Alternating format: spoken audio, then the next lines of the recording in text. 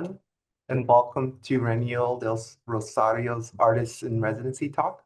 I'm Jorge Jimenez, and I'm the studio manager at the American Museum of Ceramic Art in Southern California. AMOCA champions the art, history, creation, and technology of ceramics through exhibitions, collections, outreach, and studio programming. Today's artist talk focuses on the work of Reniel Del Rosario, who arrived in September for a long-term residency here at AMOCA Studio. AMOCA's Art and Residency program, established in 2012, is one of the few long-term fellowship opportunities for ceramic artists on the West Coast. Our residency program, which provides artists an opportunity to produce or develop a new body of work, is funded through generous support from our Julianne and David Armstrong, Laguna Clay, and the Windgate Foundation. The next call for residency application will begin in January 2026. Today, Reniel will be sharing some of his recent work, as well as talk about his future plans as he winds up his time as artist in residence at AMOCA. Now, I'm excited to tell you a little bit about Reniel. So Reniel Del Rosario uses ceramics, quantity, and satire to discuss themes of commodification and value. His projects range from interactive mimicries of consumer establishments to reimagining of artifacts to imperfect copies of already existing objects. He holds a BA in art practice from the University of California at Berkeley. He is a 2019 recipient of the Center for Crafts Windgate-Lamar Fellowship, a 2022 SFMOMA Artists Soapbox Derby racer, and has been featured in writings such as ARTFORUM and Bon Appetit. His work has been exhibited internationally through traditional and alternative venues such as West Coast Craft, Meta Open Arts, the Contemporary Art Museum of St. Louis, Catharine Clark Gallery, the 29th Scripps Ceramics Annual, Lode Nadito, San Francisco Art Fair, Praise Shadows Art Gallery, the San Francisco Museum of Modern Art, Jane Lombard Gallery, and simply on the public sidewalk. Reniel has been in residency at AMOCA from September 2024 through August 2025. Before Reniel starts his presentation, I want to remind everyone this talk is being recorded. There will be an opportunity for Q&A after the presentation. Now I'll return the presentation over to Reniel. Thanks everybody for making time to come see this presentation.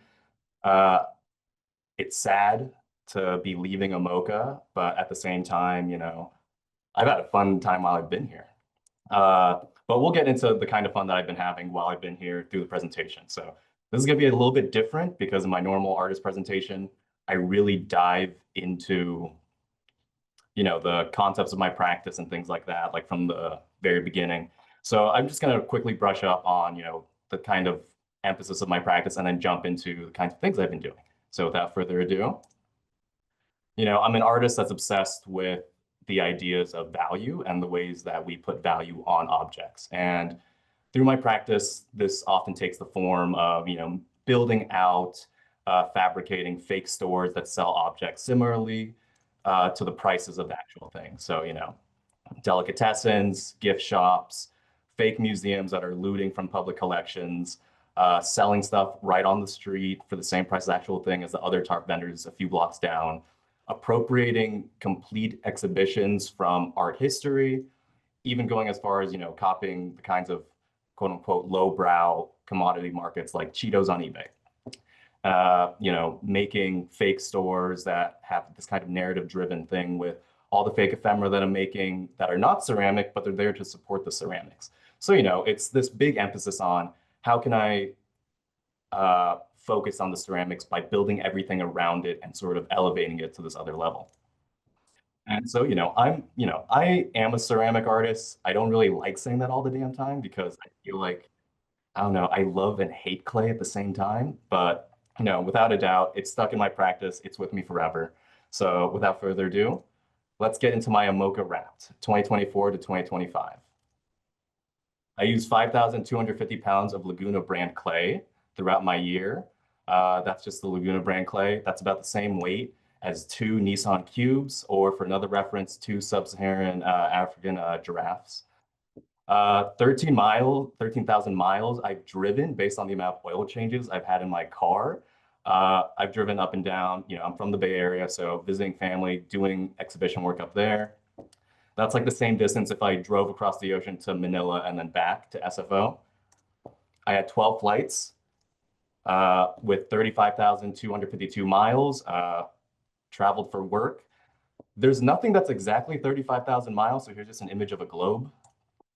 The entire time I've been here, I've been to 7 far-off places, so things outside of LA County, you know, like anything SoCal or California, like those are the far-off places I visited. I've had or built up to 14 exhibitions around the globe, but it's basically just California. I want to put a map here, but it would just have like 1 star in California and then 1 in London. Hung out with friends 81 times outside the studios, and I saw 59 exhibitions that I wouldn't have seen if I wasn't based down here. So I've had a fun time at AMOCA. So we're going to start from the very beginning. Right before I left the Bay Area, I was packing up for a solo exhibition in London. So there's all the boxes.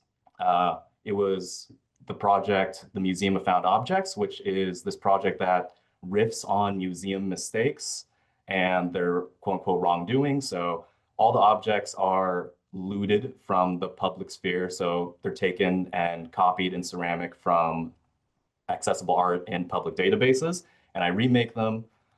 Here's all the work that was shipped to London. Here's it installed. And, you know, this is a project that's probably the 3rd time it's been done. You know, there's a bunch of things that have been transferred over. Very few things were made at AMOCA for this project, but, you know, I spent time out in London during my residency to do this, you know, bootlegging things like the Picasso Mass, an early Ruby Neri, a Clayton Bailey, like all these things that are mimicking this kind of looting culture of museums.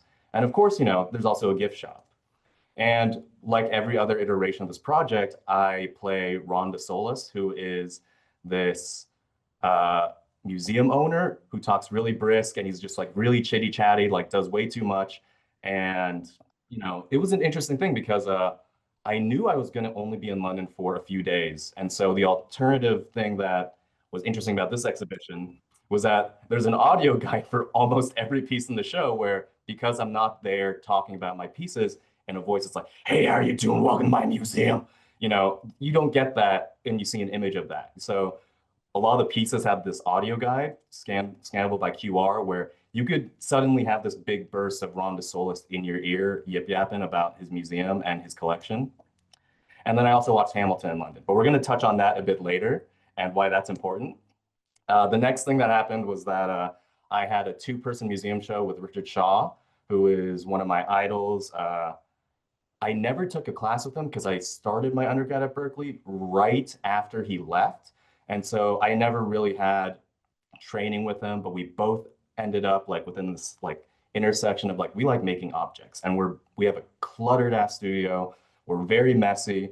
And I feel like that was just a really fun opportunity to have. There's a poster for it.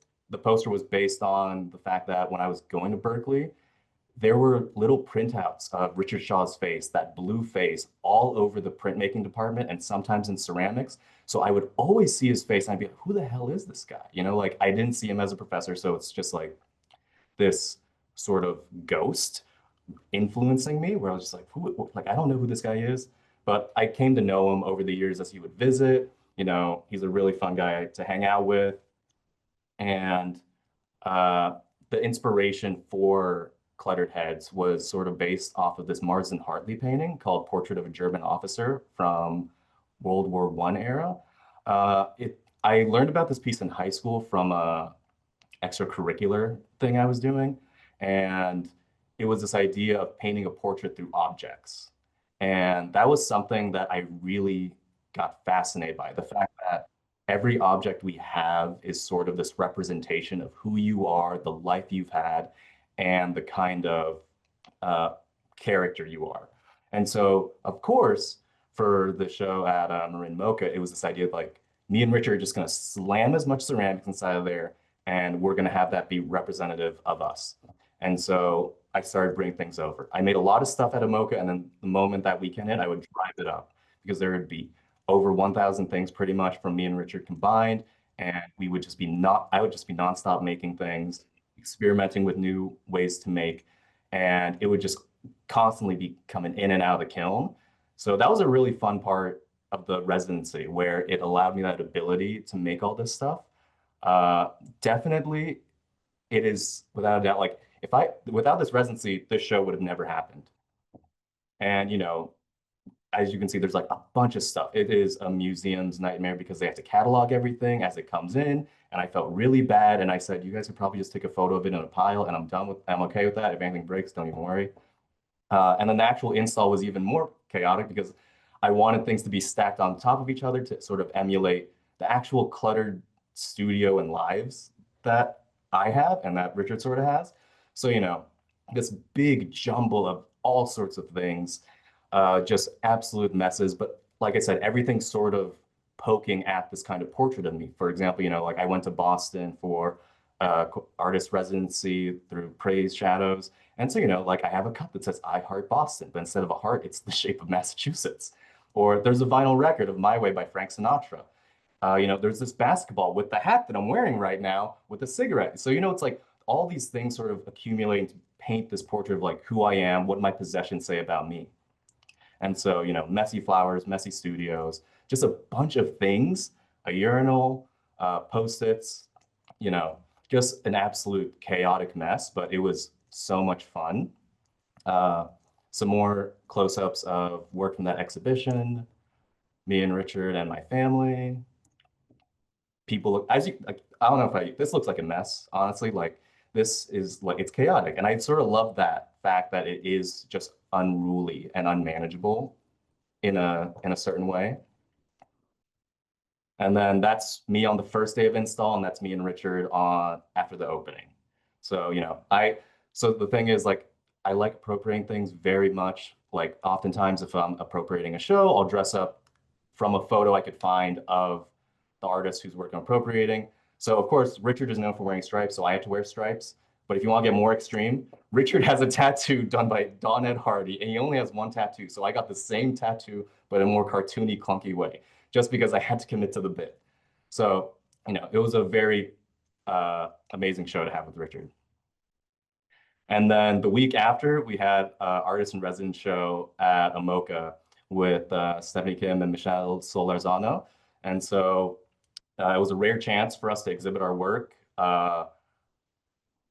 From this Richard Shaw show, they couldn't take everything because there was so much stuff in there already. So so in a quote unquote lazy way, I just shoved everything that the museum wouldn't take into this corner for the show, which include, like ceramic denim jackets, white shirts that I have like 20 of, and then like various sports paraphernalia, because, this is still like sort of painting this image of me and myself, like I don't know where my denim jacket is, but I brought one today.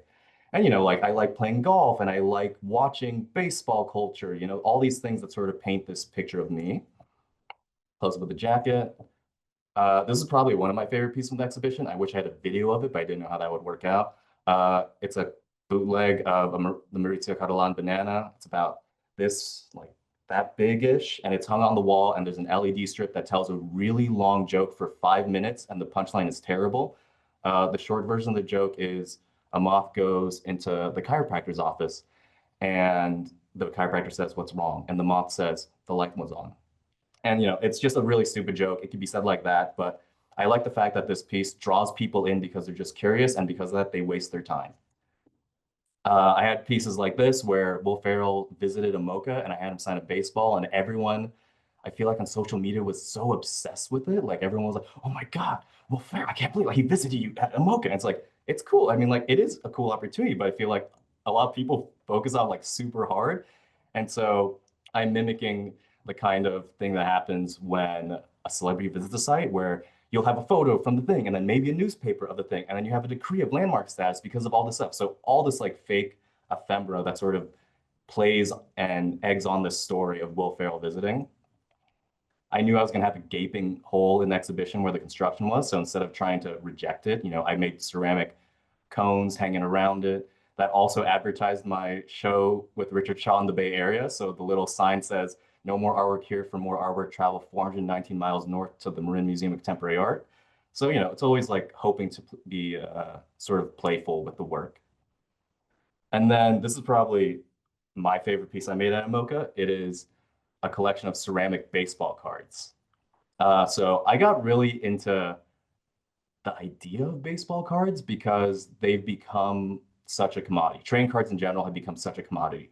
people will get a card, they'll get it shipped to PSA grading, they'll grade it, and then suddenly this card is worth, like thousands of pounds, thousands of dollars. It'll never see the light of day outside from when you're showing it off in this card slab. So it becomes an interesting thing when, I don't know, growing up, I collected Pokemon cards. And then now it's sort of like, it's gone from, we're going to play with them, or at least we never knew how to play with them. We would just show them off. But it went from that to sort of this kind of collector centered kind of a hobby. And, so all of the cards that I'm making, they're actual ceramic slabs. I got custom slabs made because ceramic is thick. My work is thick and heavy. I had to get a really thick card slab to hold everything, but everything is based on actual baseball card that I wanted to go copy. So for example, on the right, there's the Mickey Mantle card that sold for $12.5 million, like in 2009. So you can see, like, that's insane to me. I respect it, but it's insane to me. And so, all of these are based on actual existing record-setting baseball cards. And, it's sort of a CV in a way. If we go back here, it's like, all of this is basically my CV, like the quote unquote major important parts. And it's sort of dissected into giving each one its own baseball card representing that time. And so, here's me as the AMOCA long-term artist in residence.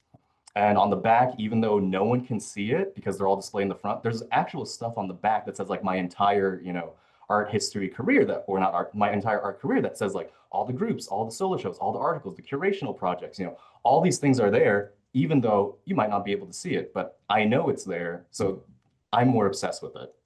But yeah. And, this goes back into this kind of interest of legacy and sort of how am I going to be remembered? Which I don't know, it's like, I'm fucking 28. Like, what does that matter right now? But it really is this thing of like trying to think about it through the cards where it's like, am I going to be like a Tom Murphy Brewers card that you can buy on eBay for $1.29? Or like a Shohei Ohtani card for like $700? It's this interesting thing where, the value of you gets affected onto everything related to you. So that's just something I'm really interested in. And, this idea of legacy is why I brought up Hamilton earlier. When I watched it, there was a lot of talk about legacy. And wanting to talk more about legacy, there's a thing that happened in AMOCA where I saw a Ken Price piece. And it wasn't this one. It wasn't that one. Nope, that's not it. It's this one that was never really known. No one really liked it. But I was just really amazed by it, the fact that it existed. It was not really known. It was not really liked. It was sort of weird, never shown, not representative of Ken Price's work, and it's kind of ugly. So it really checked a lot of boxes for me for like why it became so interesting. This kind of this piece by this amazing artist who's pivotal in ceramics. It's like, oh my God, like no one really cares about it. And I think it's also because Aaron Toole was my mentor and Ken Price was his mentor. So I like that kind of lineage that's going on there. So of course, the only action that I could do upon seeing that this piece was really never shown was make 30 of them and make them more like the Ken Price colors sort of had that association. And, it's like kind of me trying to pull on this idea of, is it any more of a Ken Price now that it's actual colors? And, is it any more of a Ken Price now that you can associate with him through that? Like, I feel like it's a very nitpicky thing, but I feel like that's exactly what I like when choosing things to sort of go off of. So, it's this whole thing of this piece was sort of unloved and I really wanted to give it its kind of shine, even though it was in that situation. And then continuing to talk about legacy through AMOCA, for the exhibition, I also made my own gravestone. Continuing to talk about legacy while I was here, like David Lynch died and there was that memorial set up. And something that I'm realizing was that the way, like your memorial is always going to be like related to you, but I feel like the things people leave behind will always be representative of them. So it's sort of just like, like what they leave behind is their interpretation of you. And I feel like that's an interesting thing because it's sort of like you have no say in that legacy. And so when people have these kinds of memorials and they leave things behind, it's them trying to whittle out this part of you and make it representative of you. So that's what I think is really interesting. And then for NCECA, I got the Emerging Artist Award. I was able to give a talk there in front of thousands of people. It was fun. I also did this exhibition in their Emerging Artist space that was based on a rock shop. And it's mainly because Spiral Jetty's in Salt Lake City, Utah. I was really obsessed with Spiral Jetty because it was an early piece recommended by a professor, Carmen Lang, who was teaching ceramics and made us do research on works that weren't ceramic. So I think that's really interesting. But Spiral Jetty was just this piece that at first I hated it. I was like, it's just a bunch of rocks. And then I started loving it because it was just a bunch of rocks. So there's that like kind of shift in it that I really started to appreciate the rocks. And, with NCECA this year being in Salt Lake City, I was like, I got to pay an homage. I have to make a bunch of rocks. And, trying to find this way to commodify a sort of quote unquote worthless thing. So trying to bundle the rocks with cigarettes, trying to like contextualize the rock by saying like, this is a rock you give for a thank you. Trying to be making a souvenir. Like I went to NCECA formations and all I got was a stupid rock. Trying to commodify the rock in as many ways possible, even as far as going as making pet rocks that have this pet rock care sheet. And it's like making all the ephemera, having these scrolling LEDs, making sale, make it seem like it's an actual store selling rocks because it sort of is.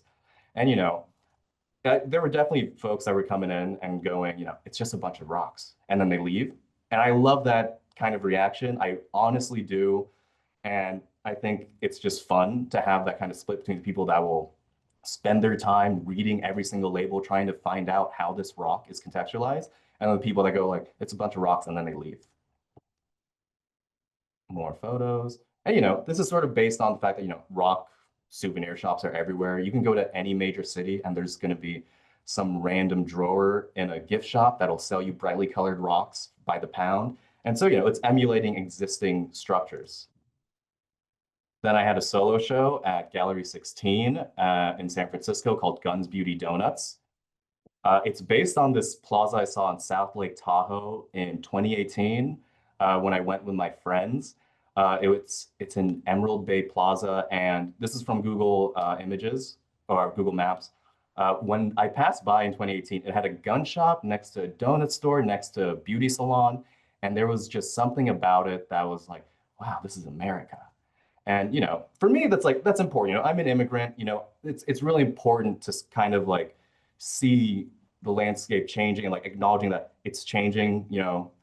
And there is this like hardy har like America, guns, beauty, donuts, and it's just like, yeah, that is a very fair thing. Like it's a very straightforward idea.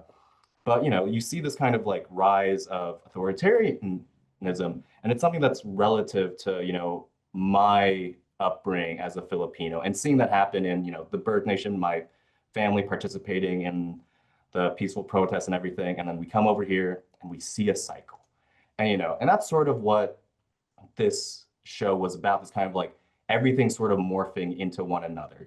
Guns sort of merge into beauty, donuts sort of merge into guns. It's this kind of thing of everything sort of merging to this weird, eerie, uncanny valley of America. And so, there's the gun store, there's the beauty store, and there's the donut shop. And, it provides this atmosphere where, everything's sort of framed out where the bullets and the shotgun shells sort of echo nail polishes and lipsticks. The guns hung on the pegboard echo this donuts and some beauty supplies.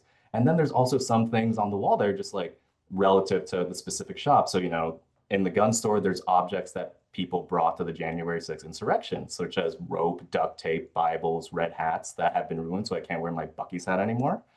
And then, there are the donuts that hang on the wall. There's the frying pan on the wall. Everything sort of is in conversation with each other and mimicking each other, talking about this American landscape that's being built. And then, to go on a lighter note, I started making a bunch of plants, wilting plants. They're based on these pieces I made last year that were based on St. Louis's 1904 World's Fair, where they had a human zoo full of Filipinos that they brought over to have this kind of show of their new territory. And, so all the vessels are based on actual souvenir jugs and souvenir pottery from the 1904 St. Louis World's Fair, and all the flora is indigenous to the Philippines. And when I fire them, I usually stick them straight up. And so when I take them out, I sort of try to overfire them, and they just wilt over and die. And so I like that idea of like this kind of uncontrollable shift of the medium. I also did it for the AMOCA show, I had this one piece that was at least like 50 pounds and heavy and clunkering, but this kind of transformation of the piece from upright and bright, and then they fall down when you open the kiln and it looks like they're dying. And so, at AMOCA, I made a bunch that were not in those St. Louis cans, but in like American oil cans, and then plants struggling to survive in them, wilting down, not being supported. And then I did a project for the Headland Center for the Arts. They do an annual art auction, and they usually get artists to do performances or interactions with them. And for me, I want to really think about, what am I going to do for, this fancy auction? Like, what is the right kind of selling vendor situation that I can do for, this fancy auction where tickets start at, I think, like $400, $500 per person. And I came to the idea that, oh, what would be really funny and sort of annoying? A concession service that roams around the entire auction site yelling, like, hot dog, get your hot dog, meat pies, it's it, and just like yelling all through the night from about 5 p.m. until 11 p.m. And so Michael and Eno, my helpers, we were walking around with this uniform and the concession services, and the prices shifted as the ticket prices got cheaper throughout the night. So at the beginning of the day, the prices were, 100%. And then as the ticket price for entry shifted through the day, they got about half price at a certain hour, then the quarter price a certain hour. The prices of our concessions would reflect that. So they become more accessible as the people who need it more can buy it for cheaper. And so concession service. And then we're at what's being prepared for what's next. And this is sort of the ending cap of AMOCA. This is what I spent the last few months doing. I made a bunch of fruit. It's over 1,000 pounds of fruit at this point. And it's based on this fruit stand called Robert is Here. And it's this fruit stand in Homestead, Florida, about 40 miles away from Miami, that I visited when I was an artist in residence for Fountainhead. And, it's this amazing fruit market. There was something about going to it that just hit me really hard in my heart, because I was seeing a lot of fruit that I haven't seen since the Philippines. Like sapodillas were just when I visited home, it was like my mom had a tree in front of her childhood home of it. And it was just I just related to it so hard. And I was like, this is fucking amazing. And not only that, it's eccentric. There's brightly colored poles. There's hand-done signage all over the place. There's an obsession with it that I had. But to go along with that, here it is on the map. It's right at the edge of the Florida Everglades, which puts it in an interesting spot. It's a beautiful natural landscape that, it's probably one of my favorite landscapes out there. They have crazy little birds like the purple gallinule that has these weird feet. But with the changing landscape comes new development. And so they're building, thousands of homes inching closer and closer to the Everglades near Robert is Here, that, I want more homes to be built, but, it's being spread out like crazy. And it's inching so close to this natural landscape. And, the Everglades itself, I'll go when I visit and there's already trash all over the place. So this influx of new people is something I think is an interesting thing that, if, to put it short, it's like Robert is Here is sort of attributing some cost to that because he's so popular in the area. They want to build homes near it. And, it's this kind of cycle of, the land where, the Everglades land was being sold centuries ago, and now they're selling it again, this thing where it's this natural landscape that's changing. And, to go back more into the fruit emphasis on this Reniel is Here, which is the name of the exhibition at Primary Projects that this is for, there's also this thing about the ways that global warming is affecting everything.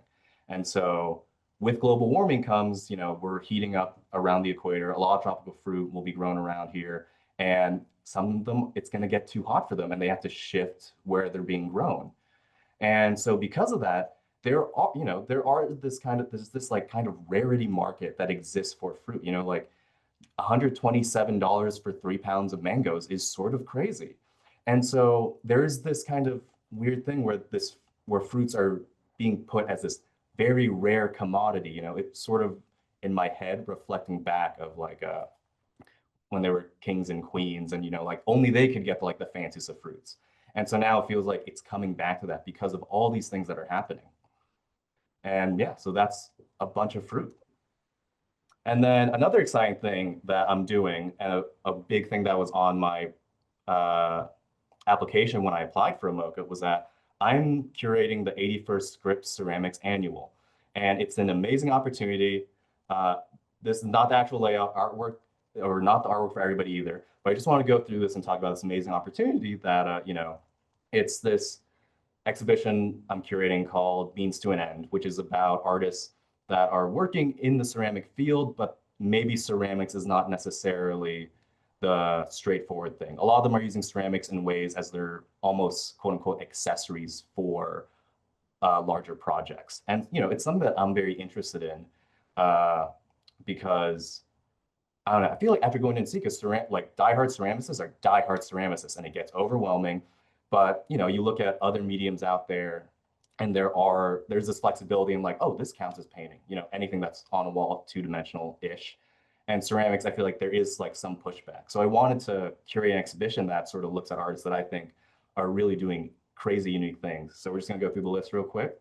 We have Fred DeWitt, Dana Hemingway, Sahar Corey, Kathy Liu, Matt Goldberg, Kathy Della Lucia, Victor Saucedo, Stephanie Temahir, Patrick Martinez, Haley Jimenez, Deborah Brose, Paula Delacalle, Karen Kuo, and Kari Marbo.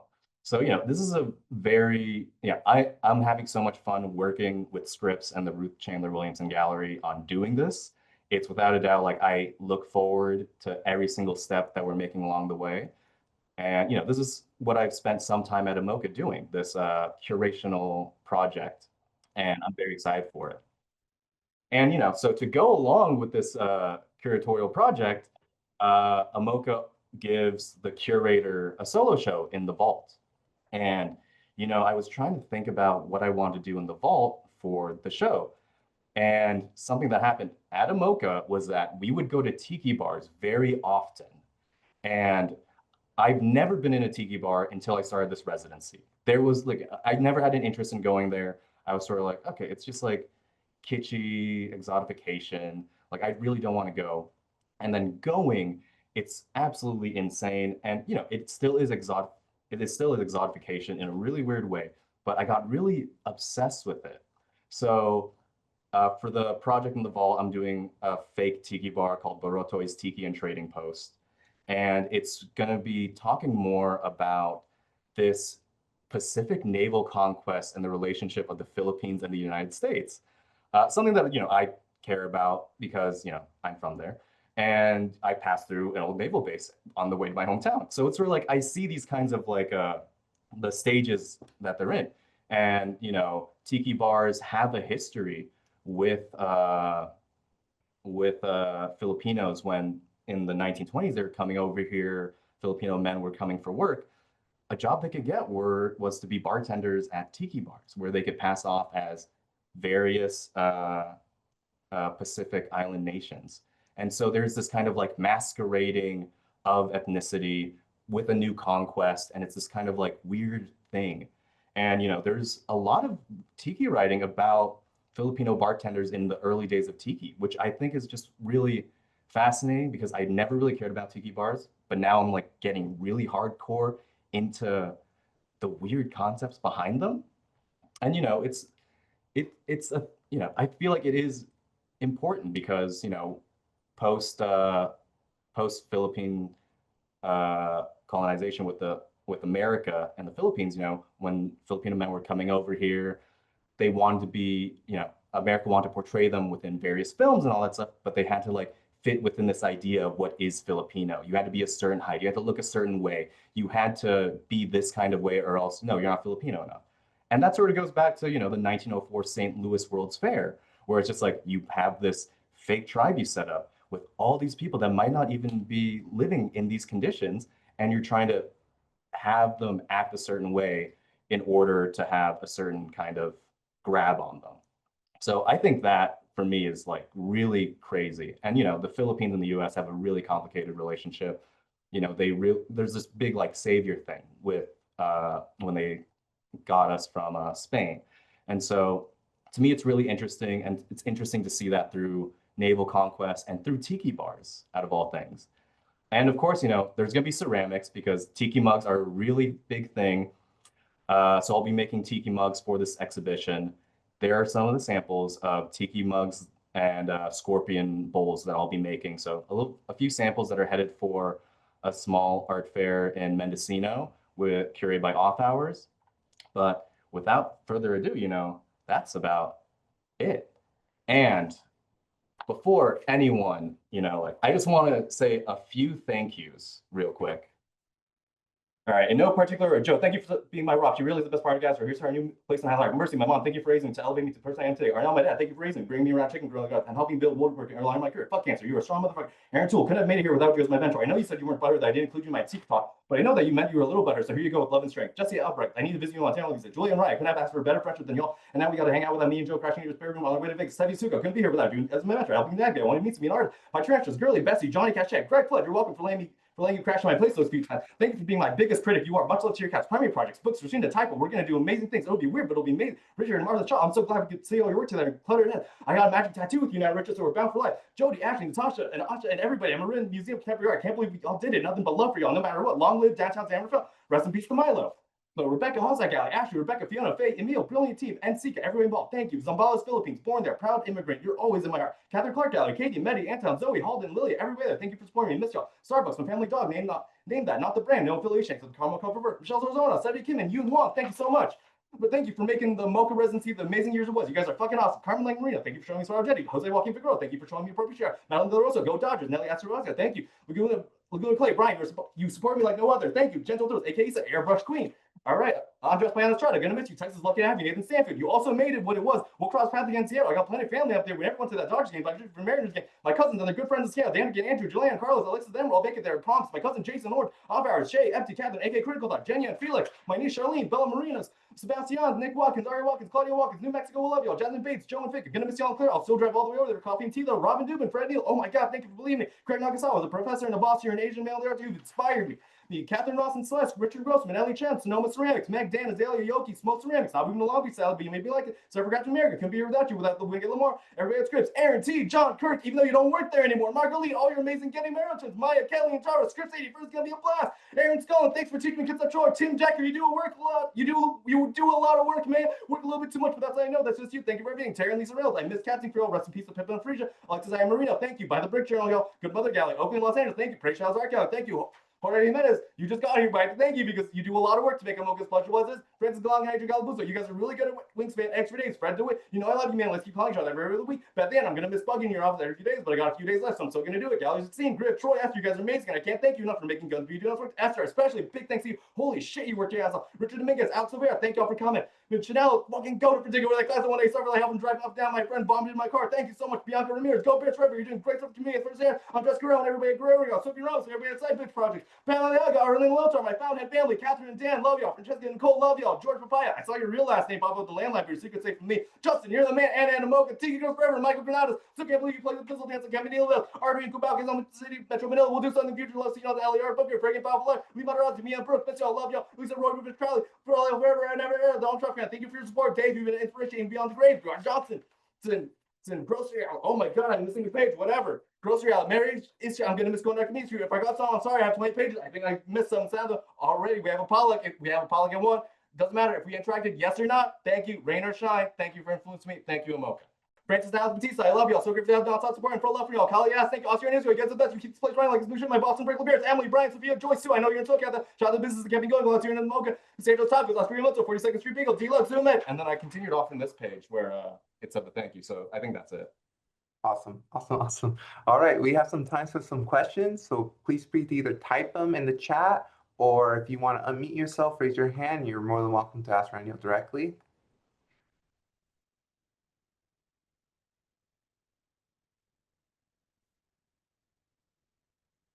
But, I don't want to steal anyone's questions, but I already have one ready in the chamber for you, Reniel. because it stuck with me when you first said it, where you said your love-hate relationship with ceramics, and then it kind of made sense and connected dots for me as you went. But one thing I kind of noticed that, or more like what brings you back to clay? Because I could say like you're a site-specific installation artist, performance artist. So why always come back to clay? I like this question because it gets asked pretty often, and my answer is truthfully and honestly, it's because I'm decent at it. Like it's a medium where you can make the thing and it has these kinds of imperfections. Like for the fruit store in Miami for primary projects, it would be technically easier to just go ahead and buy a bunch of plastic fruit and still have that kind of conversation about the objects. But I feel like there's just something more fun about making objects yourself.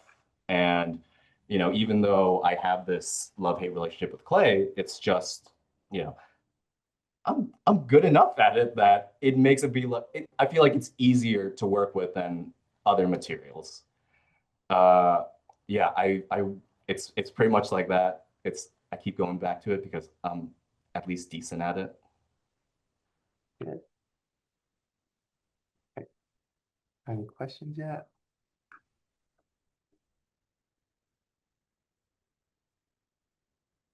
Don't be shy. You can either type in the chat and I can read it off for Reniel, or feel free to unmute yourself and you can ask Reniel. I have a question. Oh, yes. Missy Reniel. I guess like since I feel like compared to a lot of artists, you have like a lot of shows like all the time, constantly. Like for someone who wants to do more exhibitions and stuff, like what are some like tips that you have? Like, is it more like networking all the time or just trying to make good connections wherever you go? Like, what tips do you have? I feel like it really does come down to networking. Like you have to put yourself out there. And I feel like my number one suggestion is always, if there's an opening, you like the art, you like the artist, you should go there. Don't go to every opening and expect the gallery to walk up to you, shake your hand, be like, I want you to have a solo show in 2 months. Like it doesn't work like that in reality. It's sort of like you build on the connections. And so like you keep showing up to a few galleries and those galleries will start knowing who you are. They'll maybe get curious about your work. Sometimes they don't. And I feel like that's fine. I feel like when I go to David's Werner, I'm not expecting any networking at all. I'm sort of just going to David's Werner for the art. But if I'm going to other galleries, it's like, I want to be there, be present, be there to represent my art, even if it's like, you know, just like showing to my Instagram or like just showing someone photos of it and just being personable and like chit-chatting with as many people as you can. It's sort of like throwing out a fishing net, hoping to catch like 50 fish, and then you reel back two. And that's fine. Like that should be, that's okay. Constantly trying and like constantly being out there, I think is the best way to do it without a doubt. I mean, it helps for me too because I give out ceramic cigarettes and I feel like that is a pretty, I'm not trying to like dust myself. I'm just saying like it for me it's like I feel like that sort of helps. Like I remember so this show at Primary, I gave one of the folks that ran a typo a ceramic cigarette at the store because I saw him just at a store one day and I was like, hey, I know you. And I gave him a cigarette. And then now I'm having a show with them. I don't want to say that's it, but I feel like, just like trying to just say hello as much as possible. Thank you for that question. Someone just joined the talk late, but if you want to reiterate what's up for you, like again, those you again, like Stephanie mentioned, you do have a lot going on for you. No, yeah. So I have upcoming, hi Sarah, by the way. Upcoming, I have a solo show at Primary Projects in Miami, Florida. It is an appropriation of a fruit stand 40 miles away from Miami at the edge of the Everglades. And then following that, I'm curating the 81st Scripps Ceramics Annual at Scripps College, Ruth Chandler Williamson Gallery. Uh, in addition to that, I'm going to have a solo show at AMOCA next year. I'm making a fake tiki bar in the vault based on American imperialism in the Pacific. And then after that, there's a few things that I'm still chit-chatting about, but we don't have my slides up anymore. But you could reach me out on Instagram. I'll post all the upcoming things. But the next two major things are the Scripps Annual and then the solo show. Thank you. Oh, okay. Sorry, I meant residency or if you're staying in LA. I am now in Highland Park, actually. So I am in LA. So yeah, so I'm staying down here for a bit, at least for a year, maybe a few more. But we'll see. I want to ride the wave and see what opportunities come up. I won't be doing a residency right away. I feel like a little break in between is pretty good. Yeah. Thank you. All right. Any other questions from anyone in the group? While we wait, I do just have one more, and it'll honestly be like a really simple question. Or wait, which is between the balance of like again the humor, the critiquing, the cultural references, the site specific. What usually pulls you more in a new project? Because like sometimes you do it based off where the show's happening, or you know, relevant events or like pop culture trends. Like what usually is the initial driving force? It's probably like saying the site feels weird, but it's like the site, like knowing that this thing, establishment, whatever it is, exists. And it's sort of like being fascinated by it, like this weird sort of pull where it's like, this is so weird. I do not like it, but I want to go look at it more. So it's really like the project I did for the 79th Ceramic Annual, the bodega next to the gentrifying gallery. It's just like I've seen situations like this, and it's like it's something that I want to sort of highlight or like talk about.